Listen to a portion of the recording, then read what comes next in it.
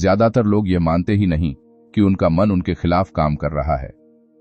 आपको लगता है आप अपने फैसले खुद लेते हैं, लेकिन अगर अभी रुककर ईमानदारी से सोचें तो पाएंगे कि आपके ज्यादातर रिएक्शन ऑटोमेटिक हैं। गुस्सा आया, बोल दिया, डर लगा, रुक गए, मन नहीं किया, टाल दिया, और फिर रात को खुद से कहते हैं कल से ठीक करूंगा। यही लाइन आपको थोड़ा असहज करेगी, क्योंकि यहीं ज्यादातर लोग फेल होते हैं। लेखक यहीं पहला वार करता है। आप कमजोर नहीं हैं, आप अनट्रेंड हैं। फर्क समझिए, क्योंकि अगर आप खुद को कमजोर मानते रहे तो सुधार की कोई जगह ही नहीं बचेगी। किताब एक सीधी लेकिन खतरनाक बात कहती है, मन दुश्मन नहीं है, लेकिन अगर उसे बिना दिशा छोड़ दिया जाए तो वह आपको वहीं ले जाएगा जहां जाना सबसे आसान है, न कि जहां जाना सबसे जरूरी है। अब आप सोच रहे होंगे इसमें नया क्या है, हर मोटिवेशनल वीडियो यही तो कहता है। लेकिन यहीं गलत धारणा टूटती है। यह किताब मोटिवेशन की बात नहीं करती, यह कंट्रोल की बात करती है। मोटिवेशन भावनाओं पर चलता है, कंट्रोल सिस्टम पर। और सिस्टम बनाने में सबसे पहली दिक्कत यह है कि आपको मानना पड़ेगा कि अभी सिस्टम आपके पास है ही नहीं। लेखक एक लाइन में बहुत भारी बात कहता है, you do not have a motivation problem, you have a command problem. वह यह क्यों कह रहा है? क्योंकि मन को मनाने से कुछ नहीं होता, मन को आदेश देने पड़ते हैं। यह लाइन खतरनाक इसलिए है क्योंकि अगर आपने इसे मान लिया तो आप बहाने नहीं बना पाएंगे, और अगर नहीं माना तो जिंदगी वैसे ही चलती रहेगी जैसे अभी चल रही है, अधूरी, टली हुई और खुद से नाराज। यहां एक छोटी सी कहानी आती है, और यह सिर्फ कहानी नहीं, यह आपकी आदत है। एक आदमी है जो हर सुबह अलार्म बंद करके कहता है 5 मिनट और 5 मिनट, फिर पूरा दिन ढीला। सालों बाद वह कहता है मेरे पास डिसिप्लिन नहीं है। लेखक कहता है गलत, आपके पास डिसिप्लिन नहीं है, आपने अपने दिमाग को यह सिखा दिया है कि आपका कहा हुआ आखिरी सच नहीं होता। अब यह किरदार नहीं है, यह आप हैं। आपने भी खुद से वादा किया और खुद ही तोड़ा है ना? ईमानदारी से बताई कितनी बार? यह बात सुनना अच्छा नहीं लगेगा, लेकिन जरूरी है। हर बार जब आप अपने मन से हारते हैं, आप उसे एक सबूत देते हैं कि वह आपको कंट्रोल कर सकता है, और मन सबूतों पर चलता है, इरादों पर नहीं। लेखक यहीं डर खड़ा करता है। अगर आपने इसे नहीं बदला तो आपका दिमाग हर बड़े मौके पर आपको धोखा देगा। इंटरव्यू से पहले, रिश्ते में सच बोलते समय, उस फैसले में जो आपकी जिंदगी बदल सकता था। किताब का पहला बड़ा फ्रेमवर्क यहीं आता है, बिना नाम लिए, बिना भारी शब्दों के। मन 2 हिस्सों में काम करता है, एक जो सोचता है, एक जो करता है।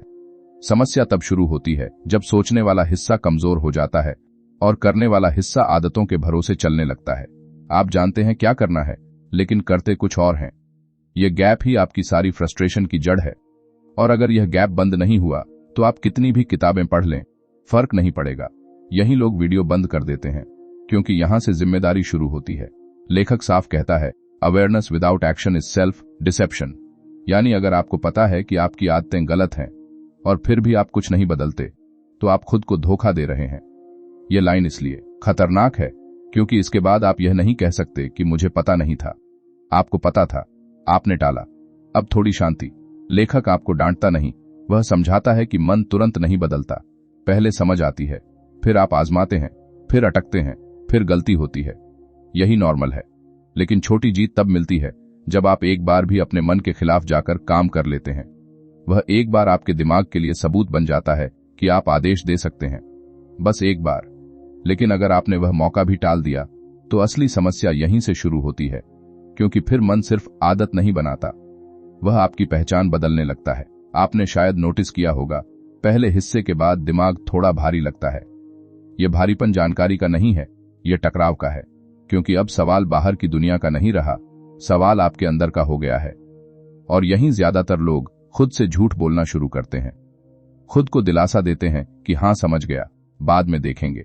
अगर आप भी यही कर रहे हैं तो ईमानदारी से बताइए, आप आगे इसलिए पढ़ रहे हैं क्योंकि बदलना चाहते हैं, या सिर्फ इसलिए क्योंकि सुनना अच्छा लगता है? किताब यहीं दूसरा बड़ा सच सामने रखती है, और यह सच आरामदेह नहीं है। लेखक कहता है, your mind is not designed to make you successful, it is designed to keep you safe. अब इसे एक बार और पढ़िए। लेखक यह क्यों कह रहा है? क्योंकि ज्यादातर लोग मानते हैं कि उनका मन उनका साथी है, उनका गाइड है। लेकिन असल में मन का पहला काम सुरक्षा है, विकास नहीं। और सुरक्षा अक्सर आलस, टालने और डर के साथ आती है। यह लाइन खतरनाक इसलिए है क्योंकि अगर आपने इसे समझ लिया तो आप हर बार अपने मन की बात को सही नहीं ठहरा पाएंगे। अब आप सोच रहे होंगे, तो क्या मन की सुननी ही नहीं चाहिए? यही गलत धारणा टूटती है। किताब यह नहीं कहती कि मन को दबाओ, कुचलो या नजरअंदाज करो। किताब कहती है मन की आवाज को पहचानो, लेकिन फैसले का अधिकार उसे मत दो। फर्क छोटा लगता है, लेकिन असर जिंदगी बदल देता है। क्योंकि जब तक मन फैसले लेता रहेगा, वह वही चुनेगा जो आसान है, जाना पहचाना है, सुरक्षित है। और सुरक्षित अक्सर वही होता है जहां आप पहले से फंसे हुए हैं। यहां एक दृश्य आता है, और याद रखिए यह सिर्फ कहानी नहीं, यह आपकी आदत है। एक लड़की है जो हर बार कुछ नया शुरू करने से पहले सोचती है, अगर फेल हो गई तो। वह तैयारी करती है, प्लान बनाती है, लेकिन आखिरी कदम नहीं उठाती। बाहर से लोग कहते हैं वह बहुत समझदार है, अंदर से वह खुद को कायर कहती है। लेखक साफ करता है, वह कायर नहीं है, उसका मन उसे बचाने की कोशिश कर रहा है। लेकिन अब यह किरदार नहीं है, यह आप हैं। आपने भी कितनी बार सिर्फ इसलिए कदम नहीं उठाया क्योंकि दिमाग ने डर दिखा दिया। यह बात सुनना अच्छा नहीं लगेगा, लेकिन अगर आप हर डर को सम्मान देंगे तो आप कभी आगे नहीं बढ़ेंगे। डर का काम चेतावनी देना है, रास्ता तय करना नहीं। लेखक यहां एक मानसिक खतरा खड़ा करता है। अगर आपने यह फर्क नहीं सीखा तो आपकी पूरी जिंदगी करीब था और सोच रहा था कि बीच निकल जाएगी। और फिर एक दिन आप खुद से पूछेंगे, मैंने कोशिश क्यों नहीं की? उस दिन जवाब देना सबसे मुश्किल होगा। किताब यहां एक बहुत ही प्रैक्टिकल लेकिन असहज अभ्यास की बात करती है। लेखक कहता है, आपको अपने मन को समझाने की जरूरत नहीं, आपको उसे ट्रेन करने की जरूरत है। ट्रेनिंग का मतलब है हर बार जब मन आपको रोकने की कोशिश करे, आप एक छोटा सा आदेश दें और उस पर अमल करें। छोटा, बहुत छोटा, क्योंकि मन बड़े वादों से नहीं, छोटे एक्शन से बदलता है। अगर आप यह सोच रहे हैं कि कल से सब बदल दूंगा, तो आप खुद को धोखा दे रहे हैं। यहीं ज्यादातर लोग फेल होते हैं। वे या तो बहुत बड़ा कदम उठाते हैं या बिल्कुल नहीं उठाते। लेखक कहता है, मन को जीतने का रास्ता ही यह है कि आप उसे रोज छोटे छोटे झटके दें। एक फोन कॉल जो आप टाल रहे थे, 5 मिनट का काम जो आप कल पर छोड़ रहे थे। यह सुनने में मामूली लगता है, लेकिन यही लाइन आपको थोड़ा असहज करेगी। आप इतने छोटे काम भी इसलिए नहीं करते क्योंकि मन ने आपको सिखा दिया है कि आपकी बात जरूरी नहीं है। अब थोड़ी शांति। लेखक यह भी मानता है कि आप हर बार नहीं जीतेंगे। आप आजमाएंगे, फिर अटकेंगे, फिर पुरानी आदत पर लौट आएंगे। यही होता है। लेकिन गलती वहां होती है जहां आप इसे अपनी पहचान बना लेते हैं। मैं ऐसा ही हूं। किताब कहती है, नहीं, आप ऐसे नहीं हैं, आप ऐसे कर रहे हैं। फर्क समझिए। पहचान स्थायी लगती है, आदत बदली जा सकती है। एक और लाइन आती है, और यह लाइन कई लोगों को चुभती है। The moment you obey every thought, you lose authority over yourself. लेखक यह क्यों कह रहा है? क्योंकि हर विचार सच नहीं होता, हर भावना आदेश नहीं होती। अगर आप हर विचार पर चलेंगे तो आप अपने ही दिमाग के कर्मचारी बन जाएंगे, और कर्मचारी कभी दिशा तय नहीं करता। यह लाइन खतरनाक इसलिए है क्योंकि इसके बाद आप यह नहीं कह सकते कि मेरे मन ने कहा। सवाल होगा, आपने क्यों माना? अब यह सिर्फ ज्ञान नहीं रह जाता, यह सीधा आईना बन जाता है। आपने भी कई बार ऐसा किया है। मन ने कहा, आज नहीं, आपने मान लिया। मन ने कहा, बाद में, आपने मान लिया। धीरे धीरे मन को यह यकीन हो गया कि वही बॉस है, और आप सोच रहे थे कि आप हालात के शिकार हैं। ईमानदारी से बताइए, क्या आपने कभी इस तरह नहीं सोचा? किताब यहां एक छोटी जीत दिखाती है। एक आदमी जो सालों से खुद को आलसी मानता था, उसने सिर्फ एक नियम बनाया, जो भी काम दिमाग बाद में कहे वह उसे अभी 2 मिनट करेगा, बस 2 मिनट। कुछ हफ्तों बाद उसका आत्मविश्वास बदलने लगा। क्यों? क्योंकि उसने अपने मन को एक नया सबूत दिया। यह सिर्फ कहानी नहीं, यह आपकी आदत है। आप भी अगर यह एक चीज आजमाएं तो आपको खुद पर थोड़ा भरोसा लौटता महसूस होगा। लेकिन आसान नहीं होगा, और यहीं से बेचैनी शुरू होती है। क्योंकि अब सवाल यह नहीं है कि तरीका काम करता है या नहीं। सवाल यह है, क्या आप अपने मन की नाराजगी सहने को तैयार हैं? क्योंकि जब आप कंट्रोल लेना शुरू करते हैं, मन पहले विरोध करता है। और अगर आप इस विरोध को समझ नहीं पाए तो एक बात आपको सुननी ही पड़ेगी, यह लड़ाई अभी शुरू भी नहीं हुई है। अगर आपने यहां तक खुद को रोका हुआ है तो एक बात साफ है, आपका दिमाग खेल खेलने लगा है। वह आपको यह यकीन दिलाने की कोशिश कर रहा है कि ठीक है, समझ आ गया, अब काफी है। और अगर आप यही सोच रहे हैं तो यहीं रुकिए। यह वही पल है जहां ज्यादातर लोग पीछे हटते हैं, क्योंकि अब बात समझने की नहीं रही, अब बात सहने की है। किताब का तीसरा गहरा वार यहीं पड़ता है। लेखक सीधा कहता है, discomfort is not a sign of danger, it is a sign of change. यह लाइन सुनने में साधारण लगती है, लेकिन यह आपकी पूरी परवरिश के खिलाफ जाती है। हमें सिखाया गया है कि जहां असहजता हो वहां कुछ गलत है। लेखक यह क्यों कह रहा है? क्योंकि अगर आप हर असहज एहसास से भागते रहे तो आप कभी नए इंसान नहीं बन पाएंगे। यह लाइन खतरनाक इसलिए है क्योंकि इसके बाद आप अपने डर को संकेत नहीं कह सकते, वह सिर्फ आदत की चीख है। अब आप सोच रहे होंगे, लेकिन यह असहजता तो बहुत भारी लगती है। सीने में दबाव, पेट में हलचल, मन में बेचैनी। लेखक यही गलत धारणा तोड़ता है। वह कहता है, असहजता आपको मारने नहीं आई है, वह बस आपको रोकने आई है। फर्क समझिए। और अगर आपने हर रोक को खतरा मान लिया तो आप वहीं रुक जाएंगे जहां आप अभी हैं।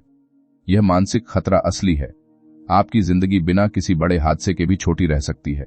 यहां एक और दृश्य आता है, और याद रखिए, यह सिर्फ कहानी नहीं, यह आपकी आदत है। एक आदमी है जो जिम जाने का सोचता है। पहला दिन ठीक, दूसरा दिन शरीर दुखता है, तीसरे दिन मन कहता है शायद यह मेरे लिए नहीं है। बाहर से यह तर्क लगता है, अंदर से यह पलायन है। अब यह किरदार नहीं है, यह आप हैं। आपने भी कितनी बार शुरुआत के दर्द को संकेत मान लिया कि यह रास्ता गलत है। यह बात सुनना अच्छा नहीं लगेगा, लेकिन लेखक साफ करता है, मन असहजता से नफरत करता है क्योंकि असहजता उसे कंट्रोल खोने का एहसास कराती है और मन कंट्रोल खोने से डरता है। यहीं ज्यादातर लोग फेल होते हैं। वे सोचते हैं कि कंट्रोल लेने का मतलब है अच्छा महसूस करना। किताब कहती है नहीं, कंट्रोल लेने का मतलब है बुरा महसूस होने के बावजूद सही काम करना। अब थोड़ी शांति। लेखक यह नहीं कहता कि आप खुद को तोड़ दें, वह कहता है असहजता को मापना सीखिए। हर असहज एहसास दुश्मन नहीं होता, लेकिन हर बार उससे भागना भी समाधान नहीं है। यहां एक छोटा सा नियम दिया जाता है, अगर असहजता आपको आगे बढ़ने से रोक रही है तो शायद वही रास्ता जरूरी है। अगर असहजता आपको नुकसान पहुंचा रही है तो रुकना ठीक है। सर्क समझना सीखिए, वरना मन हर डर को खतरे की तरह पेश करेगा। एक और लाइन आती है, और यह लाइन कई लोगों को बेचैन कर देती है, your comfort zone is not comfortable, it is familiar. लेखक यह क्यों कह रहा है? क्योंकि आप जिस जिंदगी को सह रहे हैं वह आरामदेह नहीं है, वह बस जानी पहचानी है, और दिमाग परिचित दर्द को अनजान सुधार से बेहतर मानता है। यह लाइन खतरनाक इसलिए है क्योंकि इसके बाद आप यह नहीं कह सकते कि मैं ठीक हूं। सवाल होगा, आप ठीक हैं या बस आदी हैं? यहां किताब आपको सीधे आईने के सामने खड़ा कर देती है। आपने भी ऐसा किया है। एक काम, एक रिश्ता, एक हालात जो आपको अंदर से खा रहा है, फिर भी आप वहीं हैं। क्यों? क्योंकि छोड़ने की असहजता रहने की तकलीफ से बड़ी लगती है। ईमानदारी से बताइए, क्या आपने कभी सिर्फ इसलिए कुछ नहीं बदला क्योंकि बदलाव का दर्द डरावना लगा? किताब यहां एक छोटा लेकिन ताकतवर अभ्यास सुझाती है। लेखक कहता है, अगली बार जब असहजता आए, उससे भागने से पहले खुद से एक सवाल पूछिए, यह दर्द मुझे रोक रहा है या बना रहा है? यह सवाल सुनने में सरल है, लेकिन यही लाइन आपको थोड़ा असहज करेगी, क्योंकि इसका जवाब देने के बाद आप बहाना नहीं बना पाएंगे। अगर यह आपको बना रहा है और फिर भी आप पीछे हटे, तो आपने सचेत रूप से हार चुनी है। यही लोग वीडियो बंद कर देते हैं, क्योंकि यहां से बहाने काम नहीं करते, यहां से जिम्मेदारी शुरू होती है। लेखक एक मानसिक खतरा फिर खड़ा करता है। अगर आपने असहजता से दोस्ती नहीं की, तो आपका मन हर बड़े मौके पर आपको सुरक्षित रास्ता दिखाएगा और आप हर बार थोड़ा थोड़ा छोटा होते चले जाएंगे। फिर एक छोटी जीत दिखाई जाती है। एक महिला जो बोलने से डरती थी, उसने तय किया कि हर दिन एक असहज बातचीत करेगी। परफेक्ट नहीं, बस ईमानदार। कुछ हफ्तों में उसका डर खत्म नहीं हुआ, लेकिन उसका आत्म सम्मान बढ़ गया। यह सिर्फ कहानी नहीं है, आपकी आदत है। डर खत्म होना जरूरी नहीं, डर के साथ चलना जरूरी है। और यहीं एक असहज सच्चाई सामने आती है। अगर आप अपने मन की हर चेतावनी को सच मानते रहे, तो आप कभी यह नहीं जान पाएंगे कि आप कितनी दूर जा सकते थे। सवाल अब यह नहीं है कि असहजता आएगी या नहीं। सवाल यह है, जब वह आएगी तो आप उसे आदेश देंगे या फिर मान लेंगे। क्योंकि अगर आप अभी भी मान रहे हैं, तो एक बात आपको सुननी ही पड़ेगी, आपका मन आपको बचा नहीं रहा, वह आपको सीमित कर रहा है। अगर आपने यहां तक पढ़ लिया है, तो अब एक अजीब सी बेचैनी रहने लगी होगी। ऐसा नहीं कि कुछ समझ नहीं आ रहा, बल्कि इसलिए कि बहुत कुछ ज्यादा साफ दिखने लगा है, और दिमाग को साफ सच सबसे ज्यादा चुभता है। अब वह नई चाल चलता है। वह कहता है, ठीक है, मान लिया, लेकिन मेरे साथ तो हालात ही ऐसे हैं। यहीं से चौथा खेल शुरू होता है, खुद को हालात का शिकार साबित करने का खेल। किताब यहीं एक और धारदार सच रखती है, और यह सच सीधे आपकी छाती पर लगता है। लेखक लिखता है, blaming circumstances is the fastest way to surrender control. इसे पढ़कर मन तुरंत बचाव में जाता है। आप सोचते हैं, लेकिन सच में मेरे पास समय नहीं है, पैसे नहीं है, सपोर्ट नहीं है। लेखक यह क्यों कह रहा है? क्योंकि जब तक आप किसी बाहरी चीज को अपनी हालत का कारण मानते रहेंगे, तब तक आप अंदर कुछ भी बदलने की ताकत खो देंगे।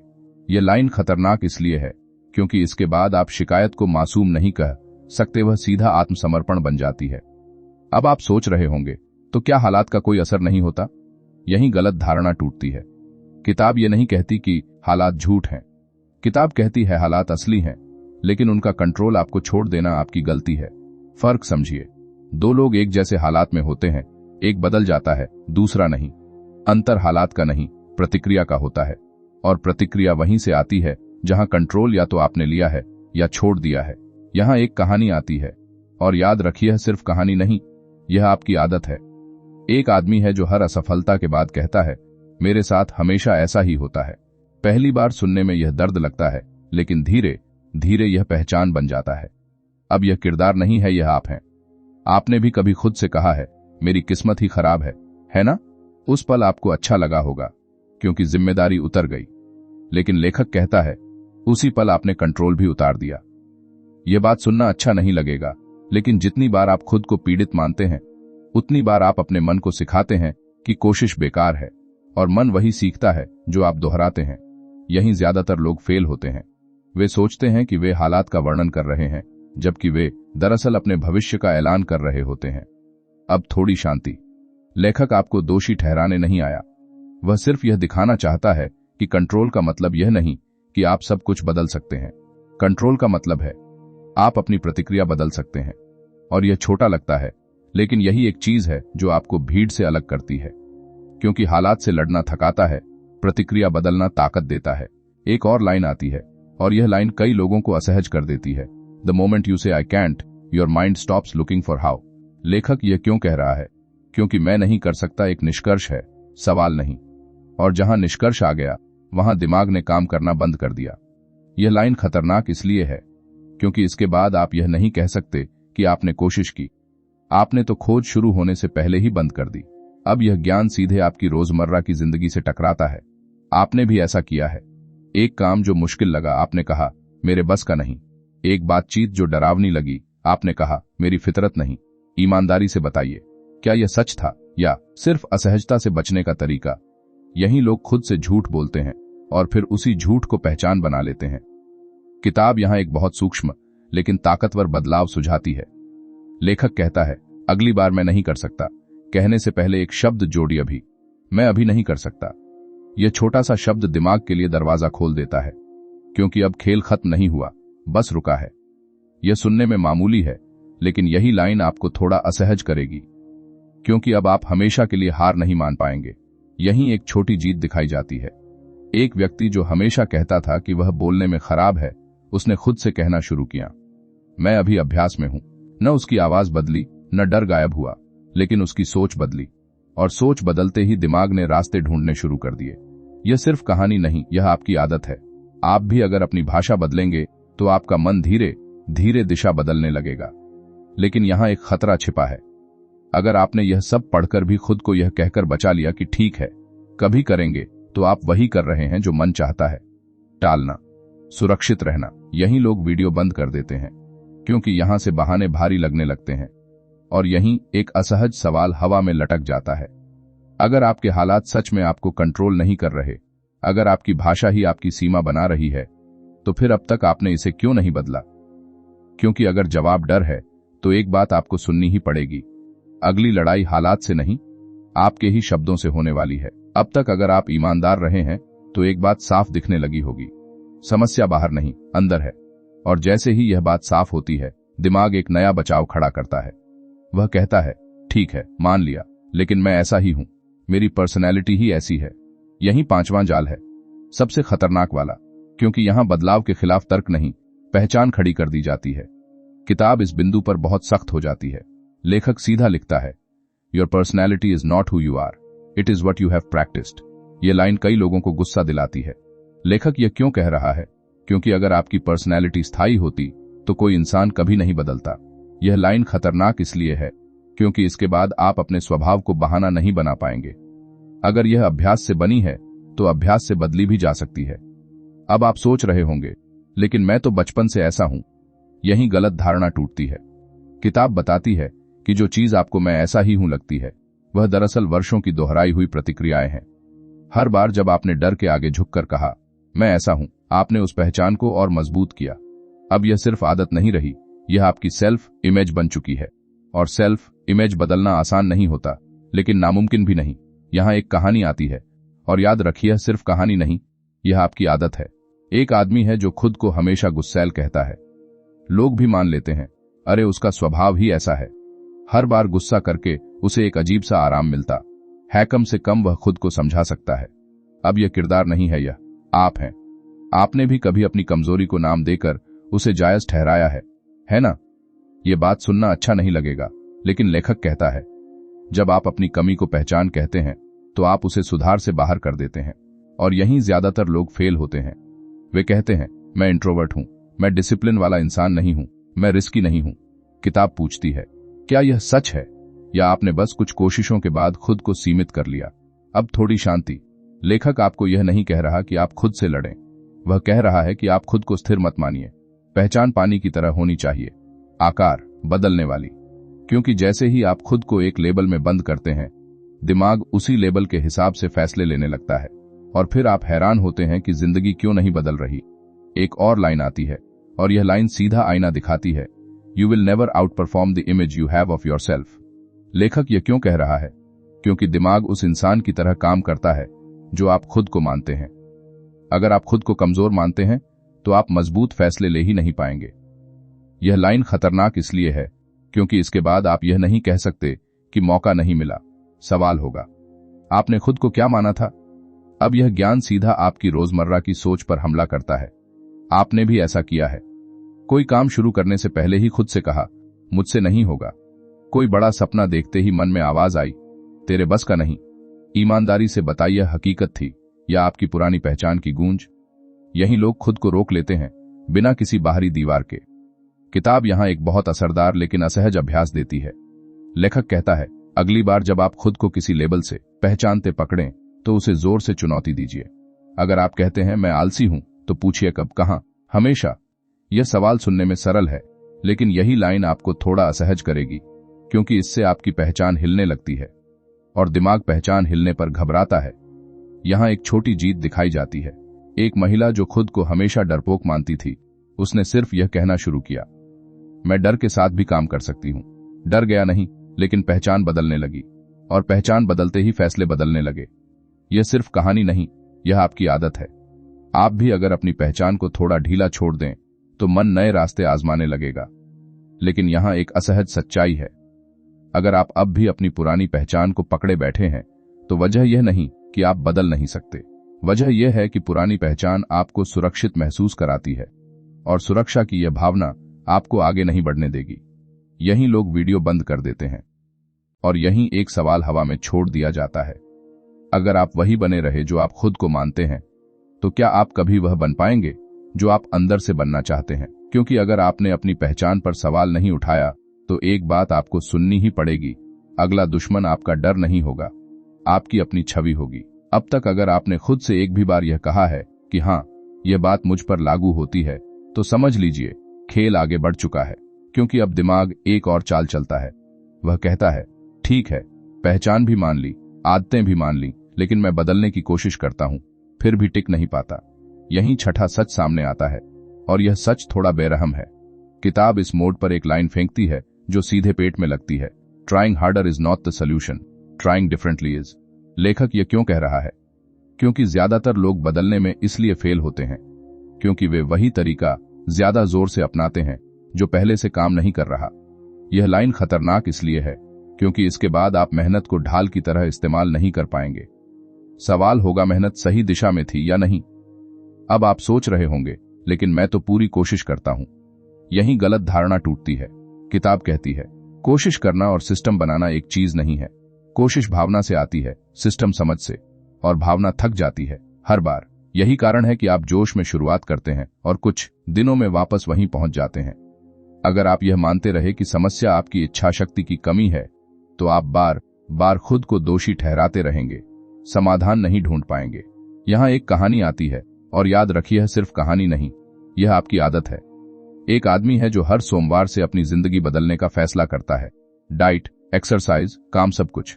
बुधवार तक टूट जाता है, फिर खुद से कहता है, मुझ में ही कमी है। अब यह किरदार नहीं है, यह आप हैं। आपने भी कभी बड़े बड़े वादे किए हैं और फिर चुपचाप खुद से नजरें चुराई हैं, है ना? यह बात सुनना अच्छा नहीं लगेगा, लेकिन लेखक कहता है आपका दिमाग बड़े बदलाव से नहीं डरता, वह अनिश्चितता से डरता है। जब आप सब कुछ एक साथ बदलना चाहते हैं तो दिमाग को समझ नहीं आता कि पकड़ना क्या है।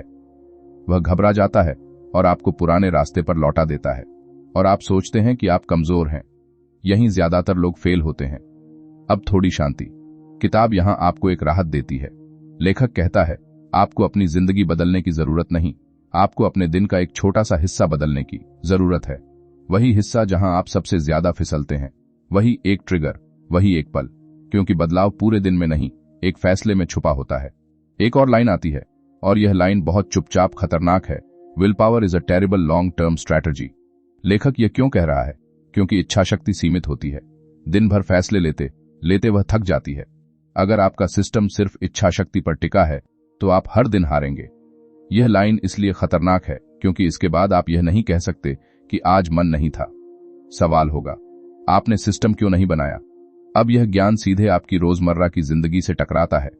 आपने भी ऐसा किया है, खुद से कहा आज कंट्रोल रखूंगा और शाम तक सब बिखर गया।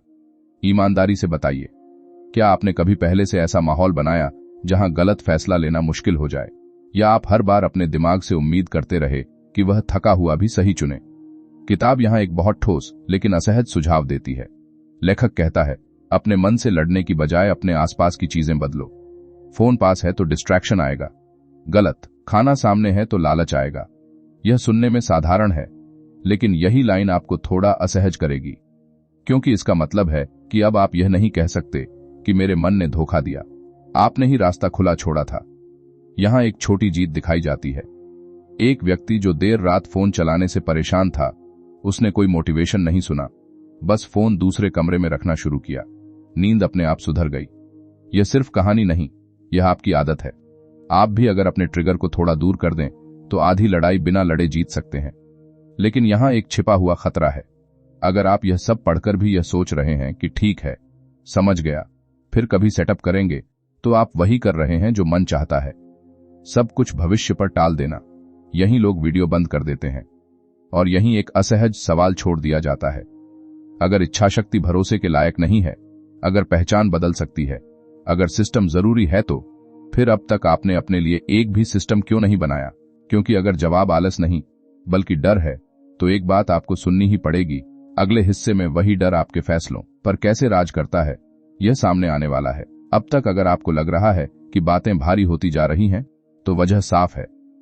अब किताब उस जगह पहुंच रही है जहां ज्यादातर लोग खुद को देखना नहीं चाहते, क्योंकि यहां सवाल आदतों, सिस्टम या पहचान का नहीं रह जाता। यहां सवाल होता है डर का।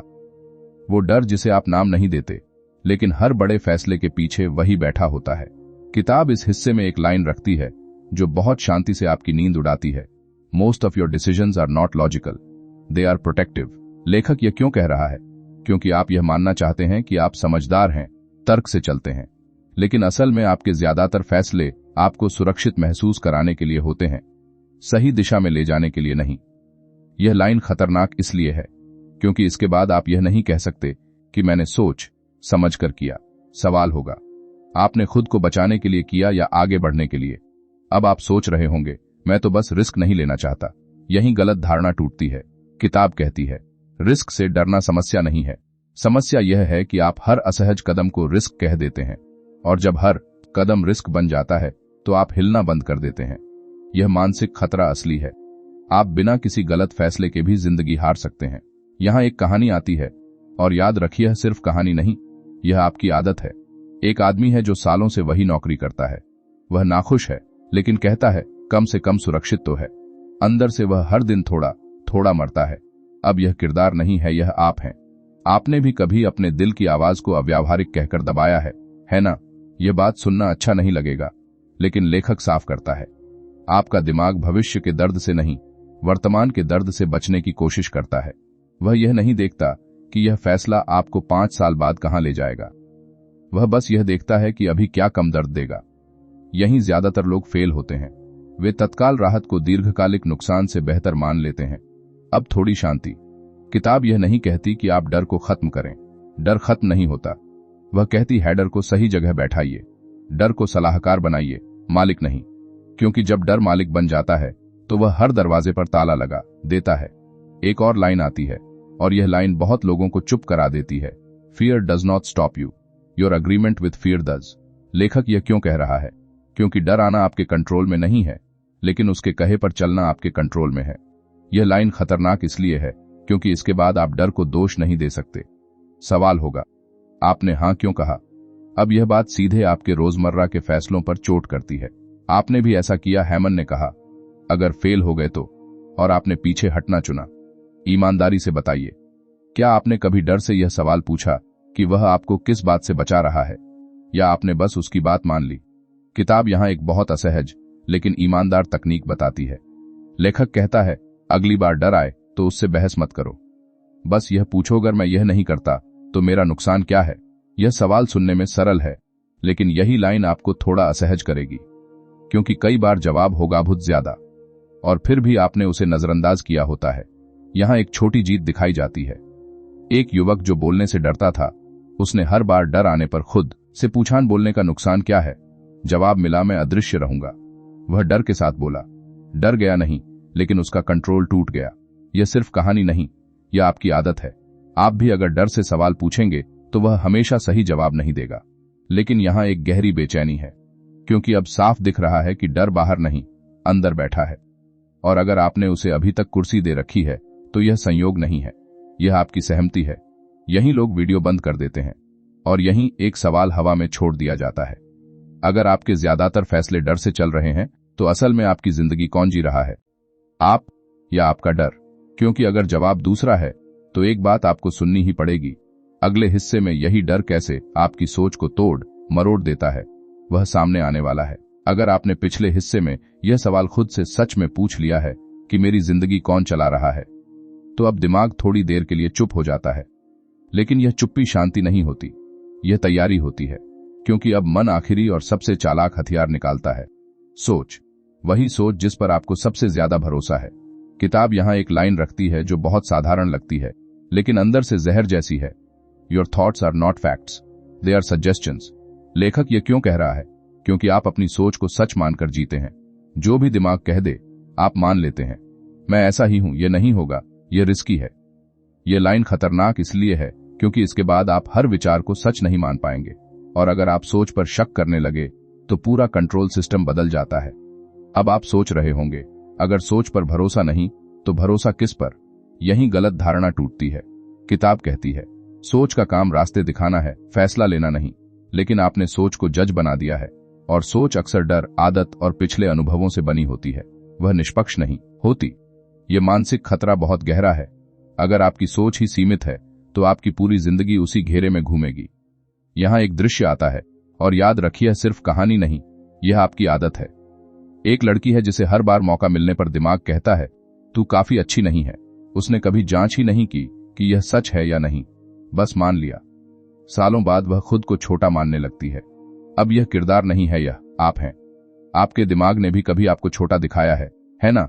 और आपने बिना सवाल किए मान लिया। यह बात सुनना अच्छा नहीं लगेगा, लेकिन लेखक साफ करता है, आपके ज्यादातर नकारात्मक विचार आपके नहीं हैं, वे उधार लिए हुए हैं, माता पिता से, समाज से, पुराने फेलियर से। लेकिन आपने उन्हें अपना बना लिया है, और जब आप किसी विचार को अपना मान लेते हैं तो आप उसके मुताबिक फैसले लेने लगते हैं। यहीं ज्यादातर लोग फेल होते हैं, वे सोच को पहचान बना लेते हैं। अब थोड़ी शांति। किताब यह नहीं कहती कि सोच को रोको, सोच रुकती नहीं, वह कहती है सोच को अलग रखो। आप सोच नहीं हो, आप सोच को देखने वाले हो।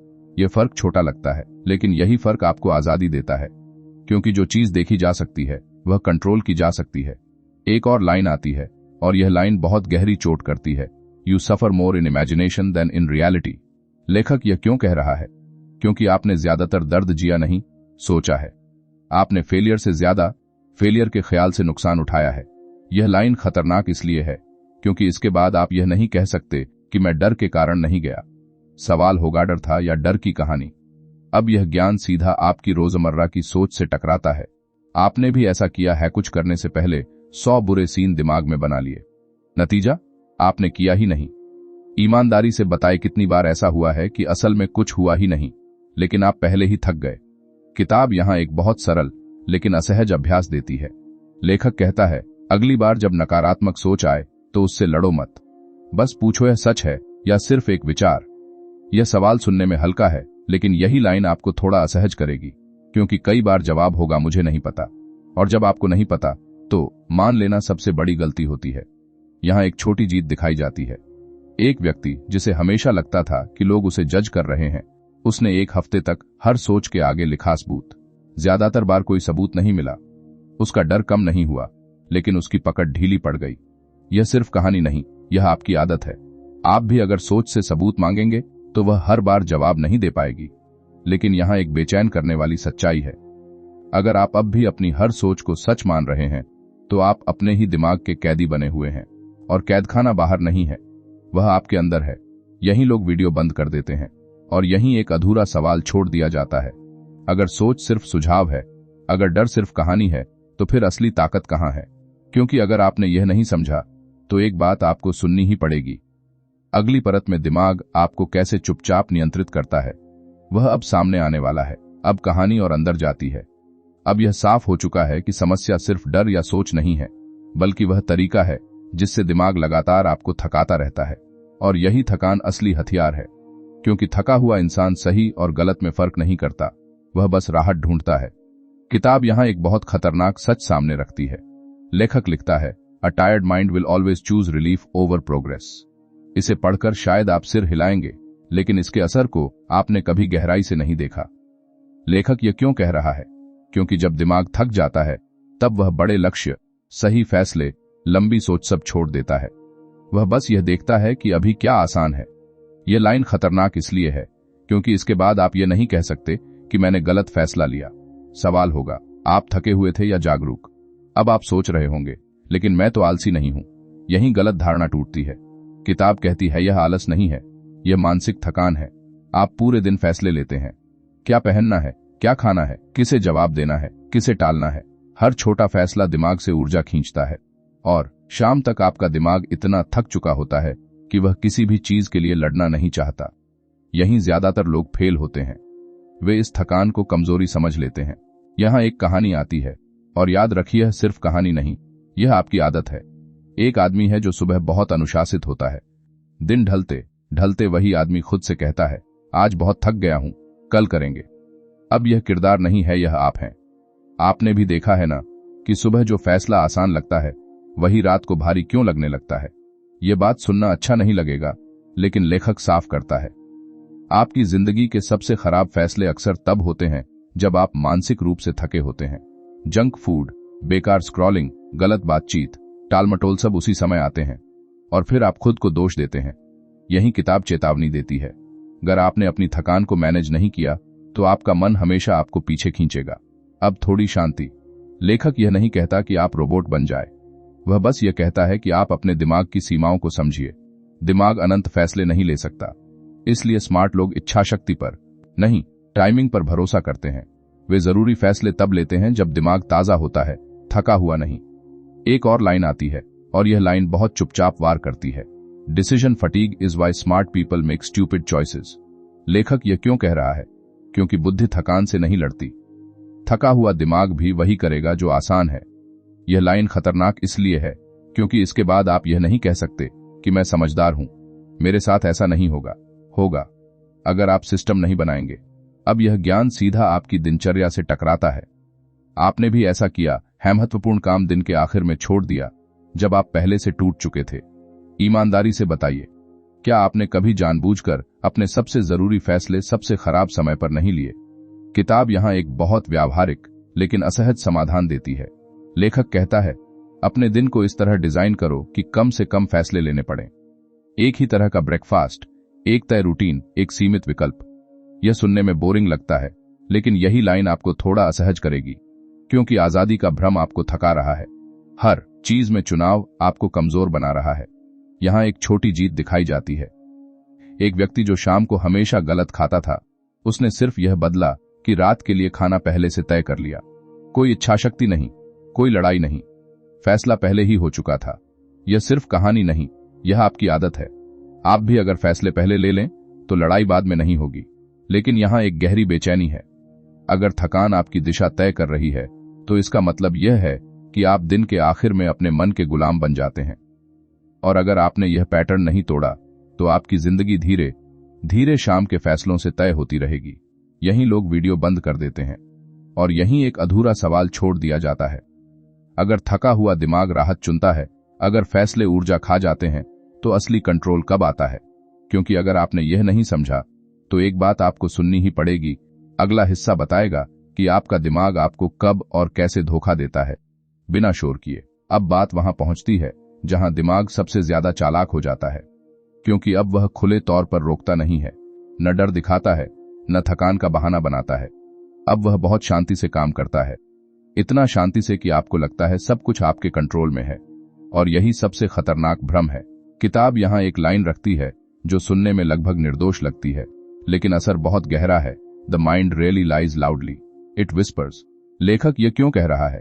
क्योंकि दिमाग आपको जोर से गलत रास्ते पर नहीं ले जाता, वह बस एक छोटा सा सुझाव देता है। आज नहीं, थोड़ा और सोच लेते हैं, अभी सही समय नहीं है, और आप मान लेते हैं। यह लाइन खतरनाक इसलिए है क्योंकि इसके बाद आप यह नहीं कह सकते कि आपको चेतावनी नहीं मिली। चेतावनी मिली थी, बस बहुत धीमी आवाज में। अब आप सोच रहे होंगे, लेकिन सोच विचार करना तो अच्छा होता है। यही गलत धारणा टूटती है। किताब कहती है सोच और ओवरथिंकिंग में फर्क होता है। सोच आपको आगे ले जाती है, ओवरथिंकिंग आपको रोकती है, और दिमाग अक्सर रुकने को समझदारी के नाम पर बेच देता है। यह मानसिक खतरा बहुत सूक्ष्म है। आप खुद को जिम्मेदार मानते रहते हैं और जिंदगी ठहरी रहती है। यहां एक कहानी आती है, और याद रखिए यह सिर्फ कहानी नहीं, यह आपकी आदत है। एक इंसान है जो हर बड़े फैसले से पहले लिस्ट बनाता है। फायदे, नुकसान, रिस्क, विकल्प। महीनों निकल जाते हैं, फैसला नहीं होता। बाहर से लोग कहते हैं वह बहुत सोच समझ कर चलता है, अंदर से वह खुद को सुरक्षित महसूस करता है। अब यह किरदार नहीं है, यह आप हैं। आपने भी कभी सोच को ढाल बनाकर एक्शन टाला है ना? यह बात सुनना अच्छा नहीं लगेगा, लेकिन लेखक साफ करता है आपका दिमाग अनिश्चितता से नफरत करता है, और जब आप किसी फैसले को टालते हैं तो अनिश्चितता बनी रहती है, लेकिन एक्शन का डर टल जाता है।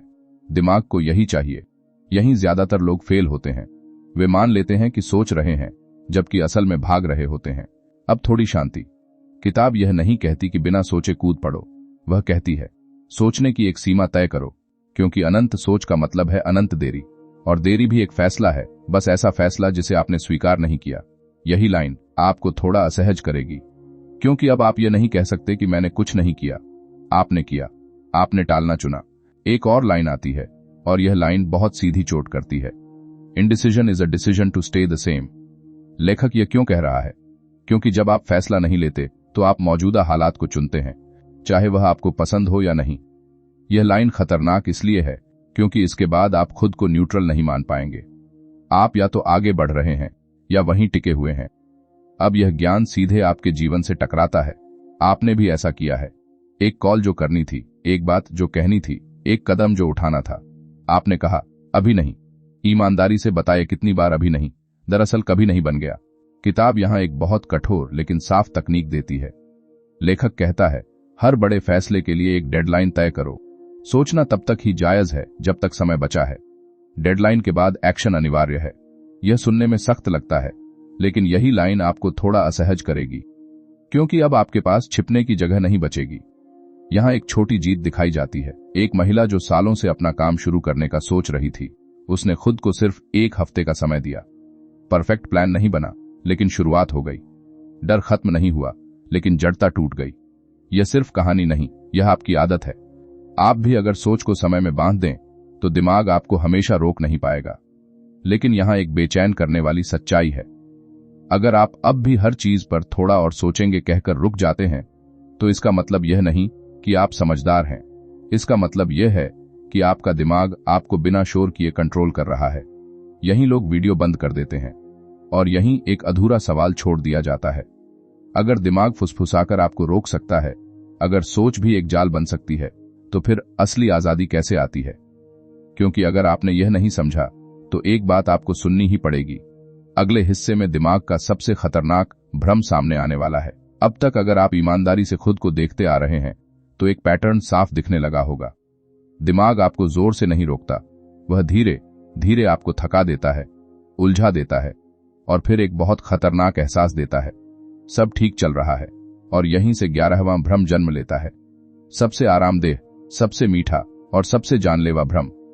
किताब यहां एक लाइन रखती है जो पहली बार सुनने में राहत देती है, लेकिन बाद में डर पैदा करती है। Comfort is the most dangerous form of control. लेखक यह क्यों कह रहा है? क्योंकि जब कुछ बहुत गलत होता है तो आप जाग जाते हैं, लेकिन जब सब थोड़ा थोड़ा गलत होता है और फिर भी सहने लायक होता है तो आप सोए रहते हैं। यह लाइन खतरनाक इसलिए है क्योंकि इसके बाद आप यह नहीं कह सकते कि मेरे साथ तो कुछ बुरा नहीं हुआ। यही तो समस्या है, कुछ बुरा हुआ ही नहीं, इसलिए कुछ बदला भी नहीं। अब आप सोच रहे होंगे, लेकिन आराम तो चाहिए ना। यही गलत धारणा टूटती है। किताब कहती है आराम और जड़ता एक जैसे नहीं होते, लेकिन दिमाग दोनों को मिला देता है। वह आपको सिखाता है कि जहां ज्यादा चुनौती न हो वही सही जगह है, और आप धीरे धीरे ऐसे फैसले लेने लगते हैं जिनसे जिंदगी आसान तो लगती है, लेकिन छोटी होती चली जाती है। यह मानसिक खतरा बहुत शांत है, कोई अलार्म नहीं, कोई चेतावनी नहीं। यहां एक कहानी आती है, और याद रखिए यह सिर्फ कहानी नहीं, यह आपकी आदत है।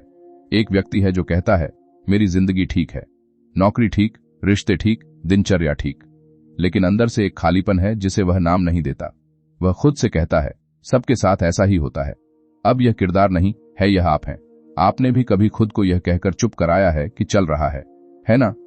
यह बात सुनना अच्छा नहीं लगेगा, लेकिन लेखक साफ करता है ठीक है सबसे खतरनाक शब्द है, क्योंकि बुरा है सुधार की मांग करता है, और बहुत अच्छा है मेहनत की, लेकिन ठीक है कुछ नहीं मांगता। यहीं ज्यादातर लोग फेल होते हैं। वे दर्द से नहीं, आराम से हारते हैं। अब थोड़ी शांति। किताब यह नहीं कहती कि आप हर पल संघर्ष में रहें, वह कहती है आप अपनी ग्रोथ को महसूस करना बंद मत कीजिए। अगर कई महीनों से कुछ भी चुनौतीपूर्ण नहीं हुआ तो यह आराम नहीं, रुकावट है, और रुकावट धीरे धीरे आत्म सम्मान को खा जाती है। एक और लाइन आती है, और यह लाइन बहुत धीरे वार करती है, you don't need to ruin your life to lose it, you just need to stop growing. लेखक यह क्यों कह रहा है? क्योंकि जिंदगी गिरने से नहीं, ठहरने से खत्म होती है।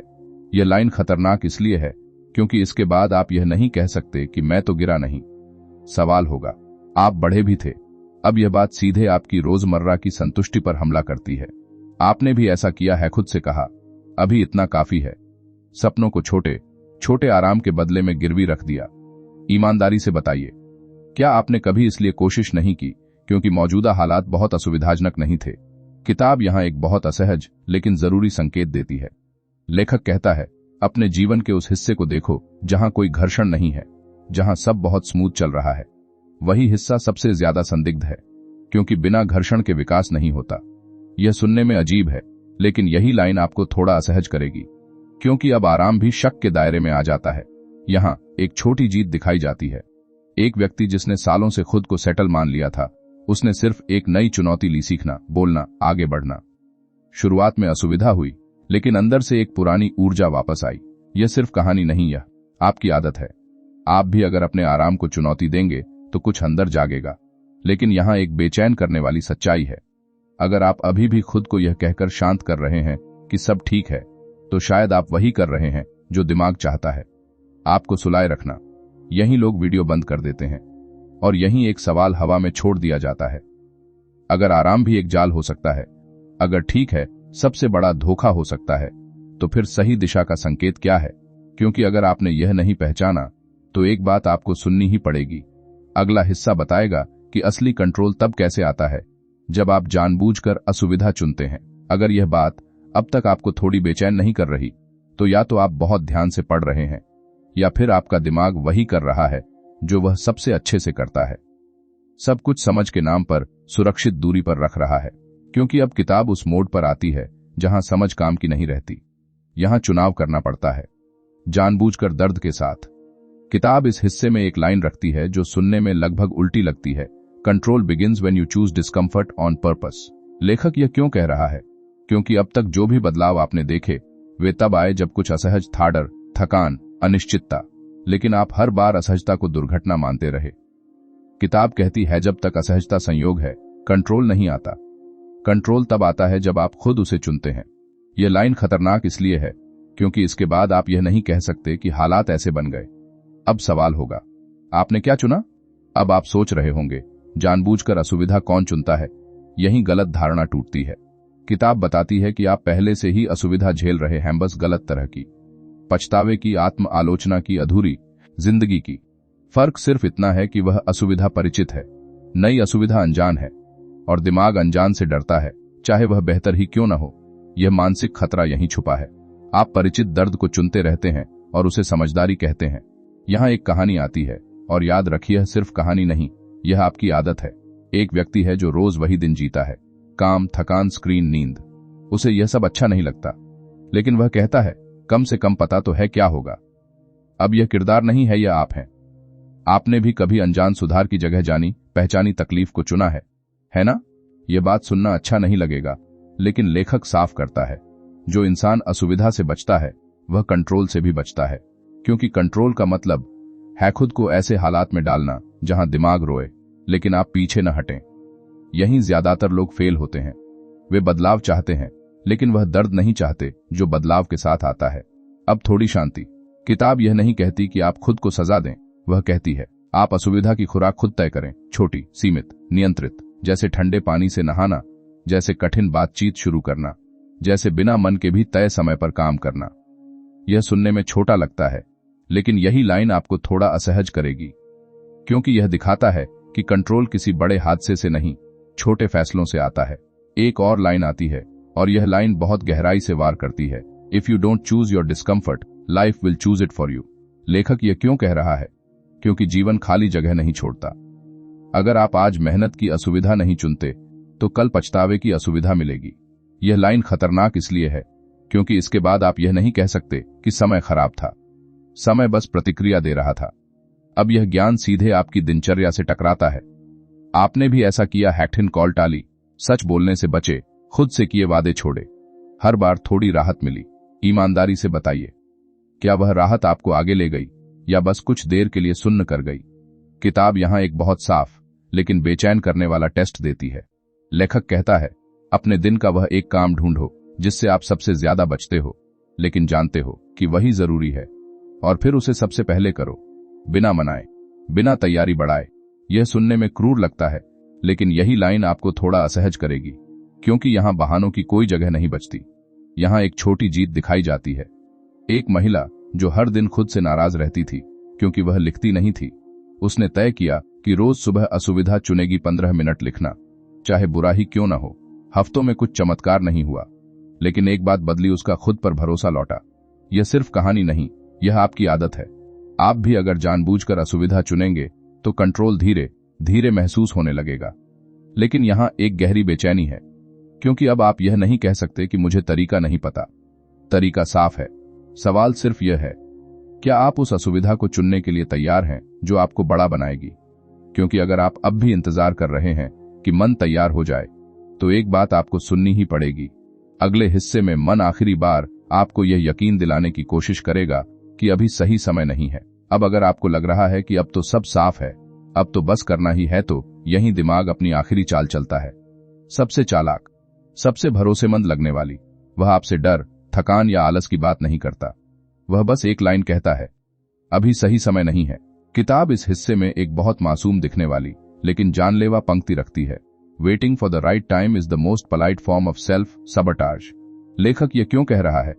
क्योंकि सही समय सुनने में समझदारी लगता है, इसमें डर नहीं दिखता, कमजोरी नहीं दिखती, लेकिन असल में यह एक नरम सा बहाना है जिसे दिमाग इसलिए चुनता है ताकि आप खुद को दोषी भी न माने। यह लाइन खतरनाक इसलिए है क्योंकि इसके बाद आप यह नहीं कह सकते कि मैं डर गया था, आप बस टाल रहे थे। अब आप सोच रहे होंगे, लेकिन कुछ चीजों के लिए सही समय जरूरी होता है। यही गलत धारणा टूटती है। किताब कहती है सही समय और सुविधाजनक समय अलग होते हैं।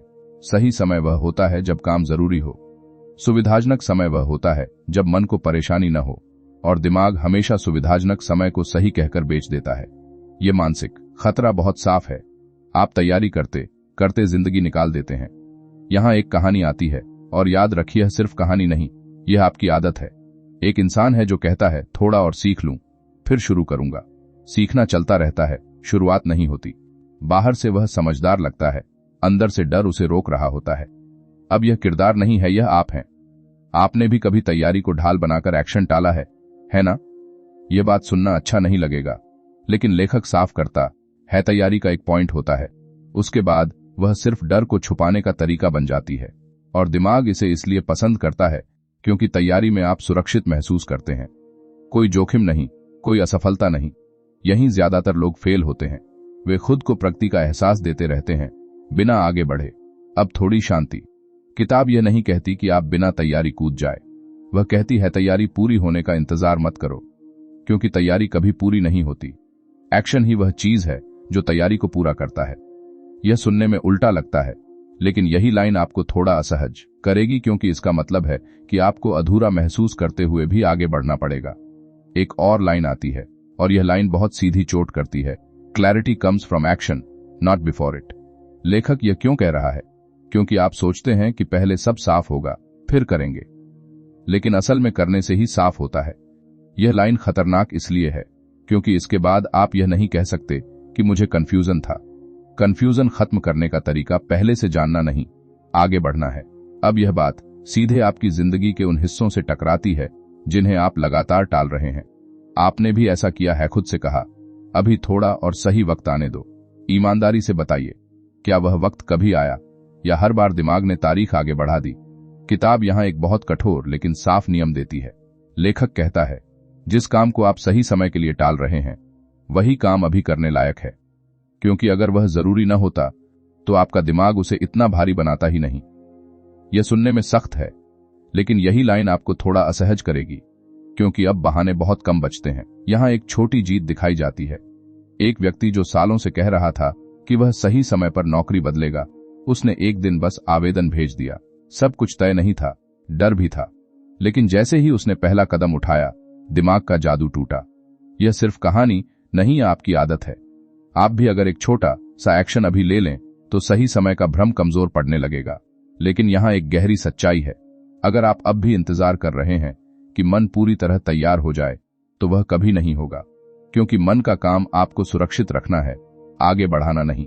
यहीं लोग वीडियो बंद कर देते हैं और यहीं एक बेचैन करने वाला सवाल छोड़ दिया जाता है। अगर सही समय कभी नहीं आता, अगर तैयारी कभी पूरी नहीं होती, तो फिर असली शुरुआत कब होती है? क्योंकि अगर आपने यह नहीं समझा तो एक बात आपको सुननी ही पड़ेगी। अगले हिस्से में फैसला लेने का वह पल सामने आएगा जहां पीछे लौटने का बहाना भी काम नहीं करता। अब बात उस पल पर आती है जहां दिमाग के सारे खेल लगभग खत्म हो जाते हैं। डर, सोच, आराम, सही समय, सब कुछ पीछे छूटने लगता है। लेकिन यही एक आखिरी परीक्षा होती है। यह परीक्षा जोर से नहीं आती, ये बहुत साधारण लगती है, इतनी साधारण कि आप इसे नजरअंदाज कर सकते हैं। यही वजह है कि ज्यादातर लोग यहीं हार जाते हैं। किताब इस हिस्से में एक लाइन रखती है जो सुनने में लगभग ठंडी है, लेकिन असर बहुत गहरा है। Your life changes at the moment you decide, not when you feel ready. लेखक यह क्यों कह रहा है? क्योंकि अब तक आप तैयार होने का इंतजार करते रहे, लेकिन सच यह है, तैयारी भावना है, फैसला क्रिया है, और भावना हमेशा पीछे चलती है। यह लाइन खतरनाक इसलिए है क्योंकि इसके बाद आप यह नहीं कह सकते कि मैं तैयार नहीं था। सवाल होगा, क्या आपने फैसला लिया था? अब आप सोच रहे होंगे, लेकिन फैसला तो ले लिया था। यही गलत धारणा टूटती है। किताब कहती है सोचना कि आपने फैसला लिया है और सच में फैसला लेना अलग बातें हैं। असली फैसला वह होता है जिसके बाद पीछे लौटने का रास्ता बंद हो जाए। बाकी सब मन की रिहर्सल होती है। यह मानसिक खतरा यहीं छुपा है। आप खुद को यह यकीन दिला देते हैं कि आपने चुन लिया, जबकि आपने सिर्फ सोचा होता है। यहां एक कहानी आती है, और याद रखिए, यह सिर्फ कहानी नहीं, यह आपकी आदत है। एक इंसान है जो कहता है मैंने तय कर लिया है कि मैं बदलूंगा, लेकिन उसका फोन, उसका रूटीन, उसका माहौल सब वैसा ही रहता है। अब यह किरदार नहीं है, यह आप हैं। आपने भी कभी खुद से कहा है अब पक्का, और फिर सब कुछ वैसे ही चलने दिया है ना? यह बात सुनना अच्छा नहीं लगेगा, लेकिन लेखक साफ करता है जब तक आपका फैसला आपके वातावरण में दिख नहीं रहा, वह फैसला नहीं है, वह सिर्फ इरादा है। और इरादे दिमाग को पसंद होते हैं क्योंकि उनमें कोई जोखिम नहीं होता। यहीं ज्यादातर लोग फेल होते हैं। वे सोचते हैं कि अंदर बदलाव आ गया है, लेकिन बाहर कुछ भी नहीं बदलता। अब थोड़ी शांति। किताब यह नहीं कहती कि आप सब कुछ एक दिन में बदल दें, वह कहती है फैसले को ऐसा बनाइए कि वापसी मुश्किल हो जाए। छोटा कदम, लेकिन पक्का। ऐसा कदम जिसे पलटना असहज हो, क्योंकि दिमाग वहीं हारता है जहां उसे पीछे हटने का आसान रास्ता नहीं मिलता। एक और लाइन आती है, और यह लाइन बहुत साफ वार करती है, a real decision rearranges your world. लेखक यह क्यों कह रहा है? क्योंकि असली फैसला लेने के बाद आपकी दिनचर्या, आपकी प्राथमिकताएं, आपके बहाने सब हिलने लगते हैं। अगर कुछ भी नहीं हिला तो आपने फैसला नहीं लिया। यह लाइन खतरनाक इसलिए है क्योंकि इसके बाद आप खुद को धोखा नहीं दे पाएंगे। अब यह ज्ञान सीधे आपकी जिंदगी के उन पलों से टकराता है जहां आपने कहा था अब बदलूंगा। ईमानदारी से बताइए, क्या आपने उसके बाद कुछ ऐसा बदला था जिससे पीछे लौटना मुश्किल हो जाए, या सब कुछ वैसे ही रहने दिया ताकि अगर मन बदले तो आराम से लौट सकें? किताब यहां एक बहुत सटीक लेकिन असहज कसौटी देती है। लेखक कहता है, अपने फैसले को देखो और पूछो, क्या इससे मेरे पुराने विकल्प बंद हो गए हैं? अगर नहीं तो यह फैसला नहीं, कल्पना है। यह सुनने में कठोर है, लेकिन यही लाइन आपको थोड़ा असहज करेगी, क्योंकि अब आधे अधूरे वादे काम नहीं करेंगे। यहां एक छोटी जीत दिखाई जाती है। एक व्यक्ति जिसने तय किया कि वह देर रात स्क्रॉलिंग छोड़ेगा, उसने बस एक काम किया, सोते वक्त फोन कमरे से बाहर रख दिया।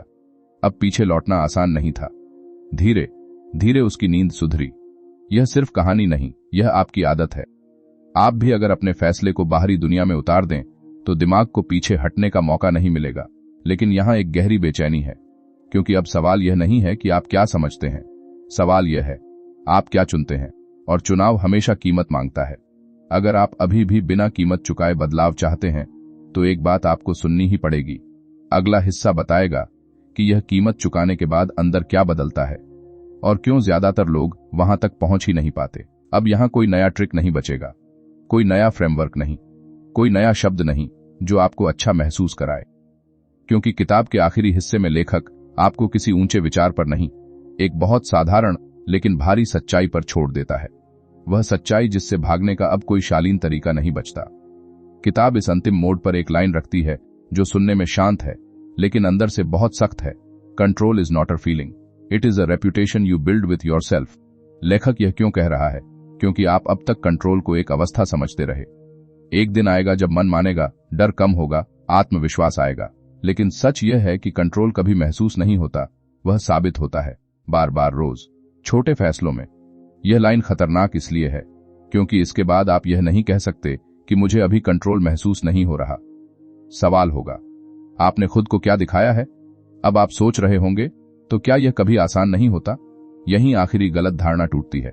किताब कहती है, नहीं, आसान नहीं होता, लेकिन परिचित हो जाता है। जैसे शुरुआत में मन आपको चुनौती देता है, वैसे ही कुछ समय बाद वह आपको पहचानने लगता है।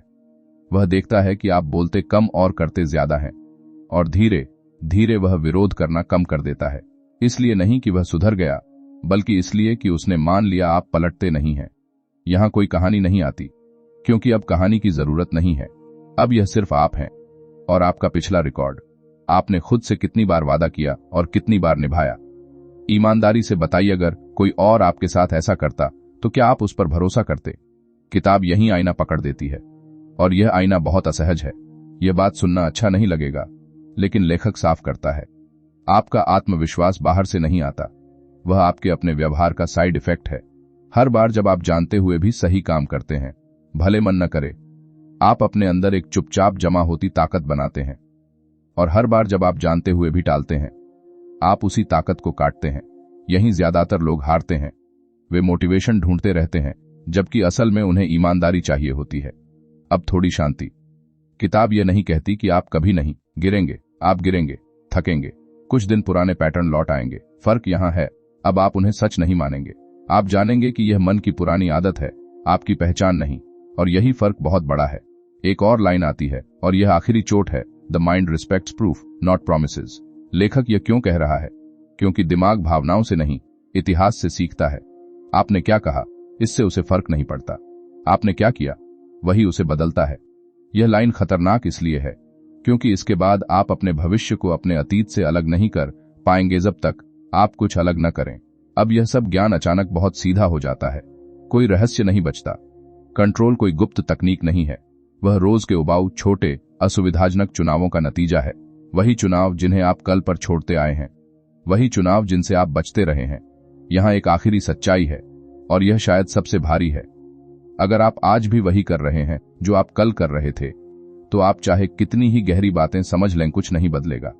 और अगर आप आज सिर्फ एक छोटा सा अलग चुनाव करते हैं, तो बहुत कुछ बदल सकता है।